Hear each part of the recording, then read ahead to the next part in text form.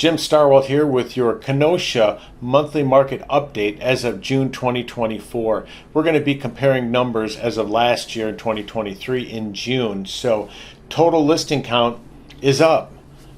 New listing count is down. That means the market's easing, but ever so slightly. We're talking 112 new listings to 92 new listings. We're talking total listing count was 181. This year it's 194. So with less new listings and more listings just totally available, but you'll see as we move down here that these numbers are really so inconsequential. You guys have a feeling, you know what's going on out there. When we look at active listing count is 150 and last year was 146. So we are seeing more homes hit the market. There is more availability of homes in the market, but there's also more homes under contract. Pending listings, homes that have a contract in last year was 42, now it's 47. So as I said, that's 5. So, but it has slowly been going up, just like it does every year, very cyclical. You'll see this graph, and then it'll start to go down and it'll go up. It's a roller coaster of real estate. So the median list price has been going up.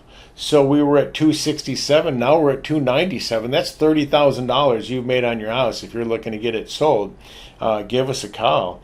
Median listing price per square foot, 169 to 181. So that's about $15 a square foot, 12-ish. Homes on the market are about the same size.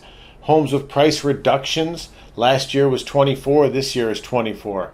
That's if you've got that house that's just not selling and you need to drop the price. Maybe you overpriced it, maybe it's not in ideal condition, but 24 is really not bad, and it's exact same as last year. So we're holding pretty tight.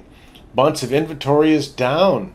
You're feeling it if you're out there trying to buy a house in Kenosha.